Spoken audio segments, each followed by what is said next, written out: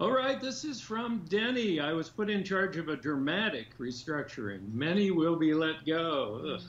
I will have one IT job to fill, and there's a woman here who's been here 8 years. She's a wealth of knowledge, but has a huge attitude issue. My boss doesn't think I should consider her, but if she could change her attitude, her knowledge would be an asset. Should I have a talk with her? Denny wants to know. Oh, wow. So I'm going to say yes for a couple of reasons.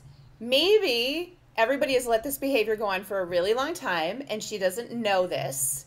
It could be a really huge opportunity. She's going to witness all these layoffs, so she's going to understand that she could be let go too.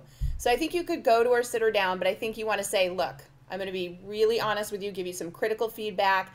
This is what management is saying about you. They don't believe you can do this job. They don't believe your attitude can change. Tell me how you think you could change your attitude, how we can work together so that I can, signal to you when you're out of line and make sure that this works. Will you commit to that? Are you ready to do this? And I think if she says yes, then you go ahead and you give it a try and you've really put it out there and you've set out these ramifications and hopefully you can change her.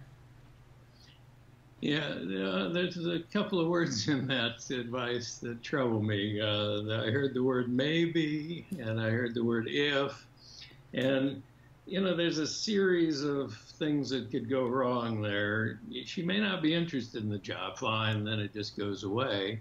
But if she says she's interested, will you know, does she really mean it? And if so, can she really change? And will management really accept someone they've come to hate?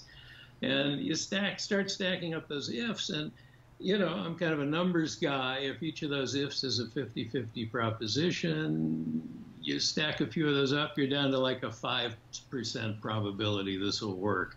So I would say just forget it. Anyway, if you have the conversation and she knows layoffs are coming and she's worried about a job, she's probably going to put on her interview persona.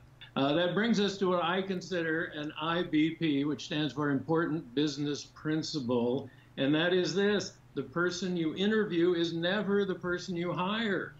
And even though you've been working with this person, she's going to stick on that interview persona. You're going to stick on your interviewer persona. You have these two artificial personalities exchanging myths about each other.